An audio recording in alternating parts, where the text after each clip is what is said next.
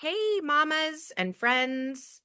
We are on Zoom and we're live on Facebook to do our coffee chat. We're back. Today we're going to talk about raising communicators. So if you have any questions or anything to add, any concerns that you have, go ahead and drop it in the chat. So I have my coffee. We are ready. Thank you for joining.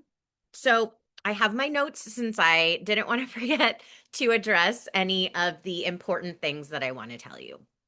So, first of all, thanks for being here. And if you don't know me, if you're not following me, I'm Marisa Whitman, your friendly neighborhood real mom speech pathologist. And I am so passionate about helping families, moms especially, connecting and with early communication skills. So that's what we're going to talk about today. Hey, hi. So, welcome everyone. Okay, so I just wanted to share a couple of common situations that I see when I walk in to see a client or parents ask me. So it's either their kids have no words, they're not talking at all yet, and they haven't made the communication connection between they're going to do or say something and it's going to go back and forth. So they have no words. Maybe they're an infant, maybe they're a toddler, maybe they're babbling, maybe they're not. So I get, how do I get my kid to talk more? So that's definitely a valid question and one I can definitely answer. So there's kids that are not talking at all. Then there are kids that may be babbling or pointing and maybe using jargon, which sounds a lot like grown-up language, like da da da da da da da da da ba ba ba ba ba ba ba. And the parents say, "I have no idea what my kid is saying. I don't know. The frustration is high. They're pointing. We're guessing. It's like a game of charades." Also, very common. And that will go up until my preschool kiddos. So, if you ever walk into a preschool class, you'll see lots of this kids talking streams of words, but it's not really clear or understandable. And then you have a little bit of older kids who are talking enough that we can hear that their articulation is unclear. So maybe they're saying sounds incorrectly, or they're leaving sounds out, or they're using patterns, phonological patterns. And that would be maybe they leave off all of the first sounds or all of the last sounds, or maybe they're leaving off sounds in a class, like PBM. Maybe they're not saying any of those sounds. So these are all things that parents come to me with. They also come to me with, my kid's acting like a jerk. Can you just check it out and see, is it a communication thing or are they just a jerk? So that's all really good questions. And we get in there, we take a look at the kid, we ask the parents lots of questions, and we find the best plan for them. So our goal is raising communicators, which is exactly what we're talking about today. And we've got our coffee. Thank you for being here. So here's what you need to raise communicators, which is what we all want. So we don't want just talkers, we want communicators. And communication is so much more than just using words. So we want them to think, feel, express, connect, communicate with confidence, use nonverbal communication, understand their emotions. So there's a lot that goes into connecting. And that is the first thing that happens. So even before your kids are using any sounds or words or sentences, reading books, they are connecting with you. So I think one of my favorite things to talk to parents about is recognizing when your child is trying to connect. So, two things you can do right now when you get off of this call are make sure that you are face to face with your kiddo. So, I have a lot of parents that sit their kid in their lap, which is amazing, and we love the snuggle time. But for communication purposes, you want to be face to face. So have them in a high chair or be on the floor with them if you're able to. That way, you're able to pick up their cues of when they are trying to communicate with you. And it could be an eye gaze, it could be a point, it could be a smile, these kids that aren't talking yet. Or it could be a string of nonsense words, but the kid is pointing or looking at something, and that gives you a cue to how to connect with them. So, face to face is the number one thing that you can check. Are you doing that? How often? And you're engaging with your kid. All you got to do is smile, look at them, connect, smile. A plus. Okay, so that's the first thing you can do right when you get off of this call. Cheers to the coffee. The second thing is follow their focus. So the reason why you're face to face with them is so you can see what they're focused on, and then you can connect with them. So follow their focus. You're looking at them, they turn and look at the ball. My favorite example if you've seen me a bunch of times. And you can then connect with them and say, the ball. I see you're looking at the ball. Would you like to play? So that would be for kids that aren't talking. Now, here's the third bonus thing. If you do have a kid that's talking and you're trying to get them to speak more clearly, what you can do is they're looking at the ball. You connect with them looking at the ball, and then you say, ball. That's it. So parents say, but Marisa, like my kid's not talking. Don't I just have to give them tons of language? Yes. If you want them to learn what that is. If you want them to repeat you, then you are going to pare it down to a single clear word, and in hopes that they are going to imitate you. So what you really want is ball, and your child says ball. Bingo, you did it. You're basically a speech pathologist. Just kidding. So, but you are a connected mama, and that's what we want. So we're raising communicators, and your child just communicated with you by looking at that ball. But maybe you missed it previously because you weren't at their level. You weren't following their focus. So literally 3 things you're going to do when we get off this call. Make sure you're face to face. Make sure that you are following their focus, and pare down the language. So I'm going to double check my notes because I know this was in what I sent to you guys, is instead of questioning, I get a lot of parents that are like, they notice that their kid's looking at the ball, and then they're like, is it a ball? You know how to say ball. Can you say ball, ball? Is it a ball? Is it blue? Do you want to play with it? Right? Okay, wow. We're a little overwhelmed. So what I want you to do, hello, thanks for joining. Get your coffee, pop your questions in the chat. So that's great.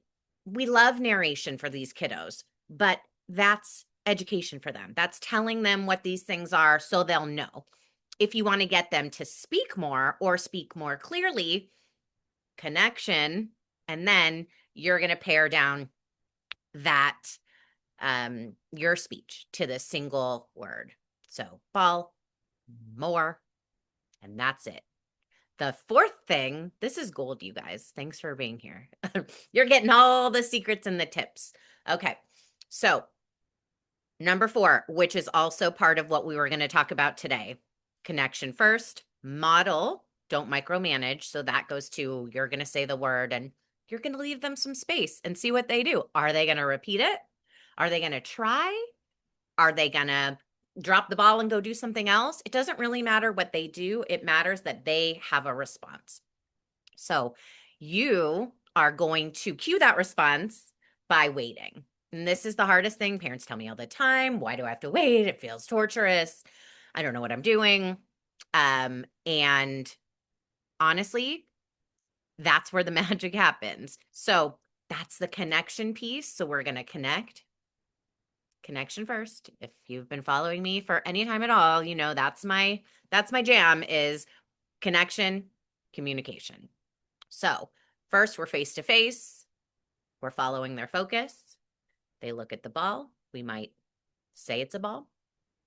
And then we're going to wait. Literally 4 things. I just gave you the gold right here that you can do today to get your kid to talk more and to talk more clearly. So let's say your kid is older than that. You still got to connect first. And the way to do that is to make sure that you and your child are regulated. So you gotta have a calm body. And I like to physicalize that. I like to say calm body instead of calm down or don't be so dramatic, which is also part of what we're going to talk to today about praise that builds confidence. So we're raising communicators. This is what we got to do. So when you everyone has a calm body, which is hard. I get it. We're busy. We're frazzled. There's a lot on our plates. But when everyone has a calm body, then you can connect and you can add more words. It's the same thing. Let's say your kid is into Legos and they say, I want Legos. You guys are playing. You're going to do the same thing. You're going to notice what they're doing. You're going to follow their focus. You're going to make a comment, maybe 1 or 2 words, depending on where your kid is, and build that trust, build that calm together co-regulation that kids love. They need to feel safe before they want to engage with you, just like you do. So how you get them to feel safe is you build this connection with them. So I tell my own kids, you can tell me anything. Tell me anything. And that's going to build that trust for later in life for them to be a good communicator with me, not only me, their mom, but in their relationships as they go forward in the world, which is what we're really doing here as a parent. Okay, so the 3 things I told you I was going to talk to you about today were connection first. We talked about that face to face, really important. Get that calm regulation connection. Model, don't micromanage. So that's that less questions, more single words, clear words, and then the waiting. So the waiting's important. You can't skip it. Then we're talking about building confidence, right? Hey, you can tell me anything. You know, we're playing so nicely together, building trust. That's what we're doing as mamas of these little ones is building trust so they feel confident to communicate with us, with their teachers, with their partners, whoever they are communicating with. Okay, so I have a whole downloadable course on building confidence, using the right kind of praise. You can grab that. It's called Language Matters. You can download it right now. Go to my website, realmomslp.com. So I'm not going to get into all of that. But what I do want to get into is we have a new program that we're starting. I'm so jazzed about because it's just everything I love about what I do. And it's called the Basic Method, but it's anything but basic. So I want to talk to you about a couple of things with that, and then I'll show you a couple of activities that I use that you can use with your kiddos anytime. If you have any questions, drop them in the chat. But so basic. Okay, so I'm going to pick out one part that I think is really important, and I want to show you how I'm using it with my kids, with my own kids. You know it's good when the speech pathologist is using it with her own kids. So systems. The S in basic stands for systems. So we as mamas are not using systems as good as we could. So we can get AI to help us, ChatGPT, that's a whole nother language for another day, how you can get AI to help make your mom life way easier. But for me, and you've seen me talk about this, we talked about chores, how chores are really important in building your kids' confidence in their independence, who their identity, their trust in you, and makes your life easier. So, uh, so chores, right? I'm just like you. I can't get my kids to do chores. It makes me crazy. We're late in the morning. We're late at night. Like, please help me. So I'm going to show you what I did. And actually, I made a template that I can share with you. So send me a message or schedule a call with me. And I'd love to share all my goodies. You can customize the template, but um, this is my own little ones for nighttime chart. So I'm going to show you what I did and tell you how to do it. And this is a system. This is an example of the stuff I talk about in my basic program. If you want to get in, you can get on the wait list for the basic method, and you'll be the first to get access to it when we have it all prepared for you. For now, this is your little golden nugget. So here is my chart for my baby girl. Now she's not a reader yet, so I made pictures. So this is my system. This system keeps me from having to say, as you all know, if you've been following me, I hate to say, brush your teeth, get your shoes on, brush your teeth, get your shoes on. I say it all the time. So this, for people on Zoom, is her chart. So what I did was, and I'll give you this chart, and then you just pick your pictures and put them in here. So what I have for her is this is her nighttime. So she comes home from school and she puts her shoes in the shoe rack, right? Shoes in the shoe rack. And then she gets to check it off. So I made this chart and I laminated it. So you can use dry erase markers. Okay, and she's 4, so she's so proud of herself to circle the thing. Okay, so then we are washing hands and getting ready for dinner. That's what this one is. You can pick whatever you want. This is what I picked. This is the important one. This one has a fork with a piece of broccoli and some steak. So this one means you're going to try everything on your plate. Everything that mom serves you, you are at least going to take one bite. So we don't have that fight of, this is what I made, and if you're not eating it, you're going to get nothing, right? That power struggle, it just doesn't work. But the good lesson is, hey, you're going to try it. You might find your new favorite thing. So it's not fighting. It's, oh, I tried everything at dinner. Check, check off my list. All right. Then it's washing the dishes, putting things back in the refrigerator. That's the chore I want my kids to do, because mom should not be the only one left in the kitchen cleaning up after the dinner that she cooked. Ask me how I know. Okay. So we have cleaned up the dishes, put the stuff back in the refrigerator. All right. Then we have shower or bath, brush teeth. These are independent things. So all I say is check your chart instead of, did you brush your teeth? Did you this? Did you that? Right? And then it's underwear and pajamas. You can make it whatever you want again, but I call it the responsibility chart instead of the chore chart, because responsibility is what we're teaching. Okay. Language matters. Get that, get that course. Okay. And the last one is on everyone's list, which is no drama. There's a little girl having a tantrum, and it's funny. And that's the one they love the most, is the no drama. So this gets us to bed. And I have an 8-year-old, his chart looks like this. You can also download this. It's his nighttime chart. And it basically, I took the things I want him to remember, and, put your backpack, put your lunch away, repack your lunch for the next day. See, prepare. But this is a system that we talk about in basic method to make your life easier. And while you're making your life easier, you're teaching responsibility to your kids, which is all about connection and communication.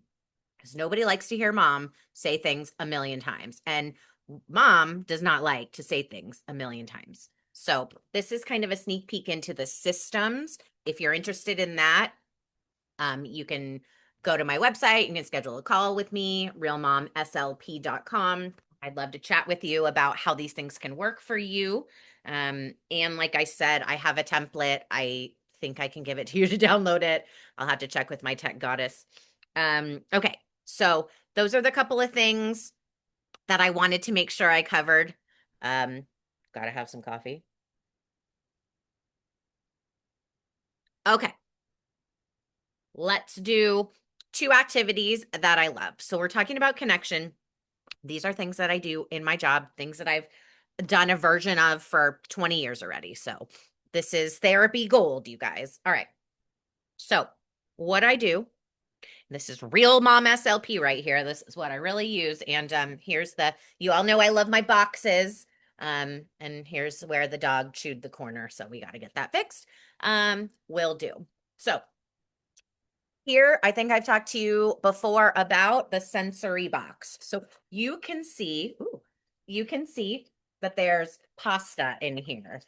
You can buy pasta at the dollar store. You can buy this bin at the dollar store. I also like there's clear plastic zipper bags that I also love. The point is that it keeps everything together and they can ask you to open it. Okay, either sign it, they can say more, because you have control. You have control of the activity. This is it for you. Okay, so let's say your kid says open. So you open it. And this is what mine looks like, but you can be creative. Or if you want ideas, schedule a call for me. I will get you all set up. Okay, so in here, can you see? It's just a bunch of random stuff. It's a bunch of random stuff that I want my kid to either be confused about, like, why is that in there? Because confusion breeds communication. So if it's like, why is there a broken toy in here? Then they are connecting with me and communicating with me. Or like, why is there a little pig puppet? But we can do a bunch of stuff with this pig puppet. We can say mud. It's mud on his little hooves. We can say pig. We can say oink. We can say pink. We can say finger puppet. We can make a whole show. Okay, so that's just one thing I have in here. I have a lion. I have an Olaf ring. So whatever you have, all that junk that you get from the birthday parties, right? You know what I'm talking about. When you leave a birthday party and they give you a bag of crap, go through it and put it in here. So you have somewhere for it to be, and the kids go, oh my gosh, I love that, whatever it is, right?